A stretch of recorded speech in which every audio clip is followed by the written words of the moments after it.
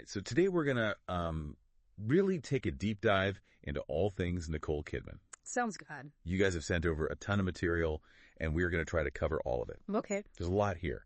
A lot about, like, her biography, of course, career highlights, relationships, and some of her recent projects. Okay. So I think you want to understand what makes her tick, both as an actress but also a person. Yeah. And I think this will be really interesting. It will be. I was surprised to learn that she was actually born in Hawaii. Did you know that? It's true, yeah. Born in Honolulu. Wow. To Australian parents.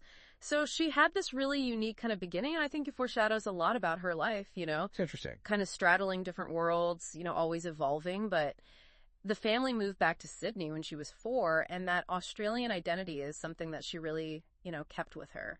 I see. So going back to that early life in Australia, do you think that that shaped her perspective in a way that we see reflected in her work later on? Oh, absolutely. Yeah. I think there's a certain groundedness about her. A connection to something real, even when she's playing, you know, these larger-than-life characters. Yeah. And her interest in performing started really young, right? Yeah. Ballet theater. She was already on stage as a kid. Yeah, I read that she was attending these acting classes at the Phillip Street Theater. Talk about a classic tale of, you know, childhood passion blossoming into a full-blown career. Right. It's like something out of a movie itself. Totally. But it wasn't all sunshine and roses, though, right? I mean, breaking into show business is tough, even with natural talent. True, but she had that spark from the beginning. Yeah. And you see it. I mean, her film debut was at 16 in Bush Christmas. Oh, wow. It might not have been a blockbuster or anything, but it was a start. And then came Australian television, and she actually won an award for her role in the miniseries Vietnam. Really? So not bad for a teenager. Yeah. So she's clearly, you know, winning awards in Australia. She's on the rise. But how did she make that leap to Hollywood? What was the turning point that kind of put her on the international radar? I think it was Dead Calm, 1989. This thriller where she plays this woman trapped on a yacht with a dangerous stranger, and that was the performance that got everyone talking. Interesting. It wasn't just her beauty. It was the intensity that she brought to the role, and so suddenly Hollywood took notice. And enter Tom Cruise. Exact. Days of Thunder. Not just a movie, but the start of a relationship that, let's be honest, was tabloid gold. It was. Did all that attention overshadow her talent in those early Hollywood days? It's interesting because even with that whirlwind romance Yeah. and, you know, the it couple status, you see her choosing roles that are pushing her further. Okay. So yeah, far and away, yes, it was a big romantic adventure with Cruise. Yeah. But then there's Batman Forever, a totally different vibe. Right. And then To Die For, she wins a Golden Globe for that performance. Wow. So she was making a statement, I'm here to act. So that Golden Globes win for To Die For that feels significant. Yeah? It's like she's proving she's not just a pretty face in a blockbuster. Right. She's a serious actress. Was that a deliberate strategy, do you think? Choosing roles that showed her range? It's hard to say for sure, but you can see a pattern emerging. Right. And then comes Eyes Wide Shut. Oh, wow. Directed by Stanley Kubrick, no less. Yeah.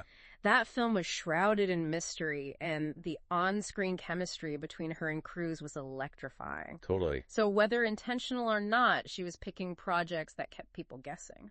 So we have this rising star navigating the Hollywood machine, all while under intense public scrutiny. Oh, true. I'm already sensing a theme of resilience here. Oh, yeah? But what I find really fascinating is what happens next. Okay. The way that she completely transforms herself as an artist. Yeah. You mentioned shedding that Hollywood starlet image. Was that what led her to the Hours?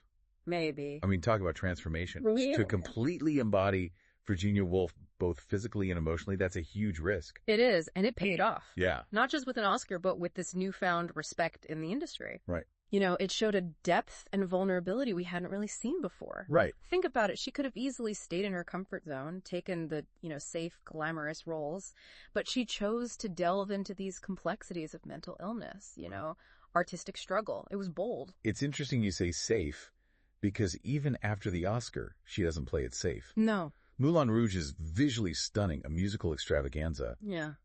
But her character, Satine, is tragic, fragile. Right. She seems drawn to these flawed, complicated women. And what's fascinating is that even in a film like Moulin Rouge, which is so stylized, her performance is still raw. Okay. And then you have the others, a gothic horror film where she plays this mother protecting her children in this darkened house, grappling with isolation and fear. Right. A completely different genre, but that same intensity is there. It makes me wonder, was there something about those roles, maybe even Dogville with Lars von Trier, that appealed to her on a personal level? Was she going through her own period of darkness after the divorce from Tom Cruise? I mean, we can only speculate, but those years, professionally and personally, were definitely a time of intense change. Yeah. Remember, she became a mother during this period, too. Right. She adopted 2 children with Cruise. Yeah. And, you know, those experiences must have shaped her worldview as well. So she's navigating motherhood, a high-profile divorce, Yeah.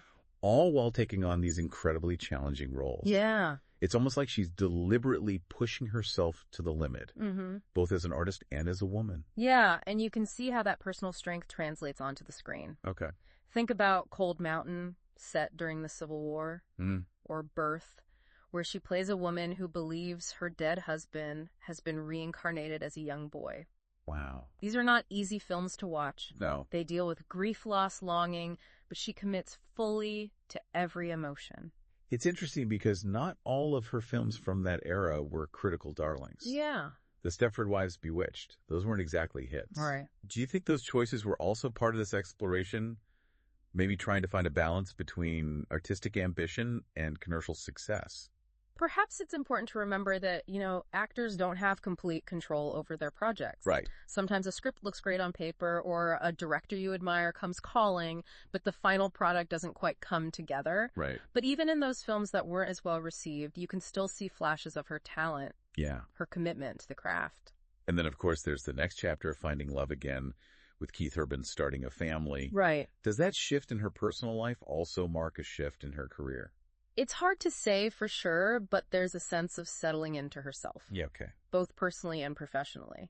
She's still taking risks, but there's also this newfound joy, a lightness that emerges in her work around this time. I'm thinking about Rabbit Hole in 2010, where she plays a grieving mother struggling to cope with the death of her son. It's a heartbreaking film. But her performance is so nuanced, so full of love and pain. It earned her another Oscar nomination. And you can feel a maturity in her acting that's truly captivating. Like she's tapping into something deeper. Yeah. A well of experience that she can draw from. Yeah. And remember, she's also starting to produce around this time. Okay. Founding her own company, Blossom Films. Wow. It's like she's taking control of her own narrative both on screen and off. Speaking of taking control, she dives headfirst into television with Big Little Lies. Right. This was a cultural phenomenon. It was. And her performance as Celeste, a woman trapped in an abusive marriage, was absolutely riveting. It earned her an Emmy, and it felt like a whole new chapter was beginning. Yeah, and it wasn't just the acting. Well, she was the driving force behind the scenes, co-producing the series and championing the story. Yeah. It's clear that she's passionate about giving a voice to women, exploring their, complexities and struggles in a way that Hollywood hadn't always done before. This desire to amplify women's stories seems to run through a lot of her work, both as an actress and a producer. Yeah. Is this a conscious choice, do you think? It's definitely a theme that emerges. Yeah. Whether it's producing The Family Thing or starring in Nine Perfect Strangers, there's this exploration of female relationships, the challenges women face, and the strength they find in each other.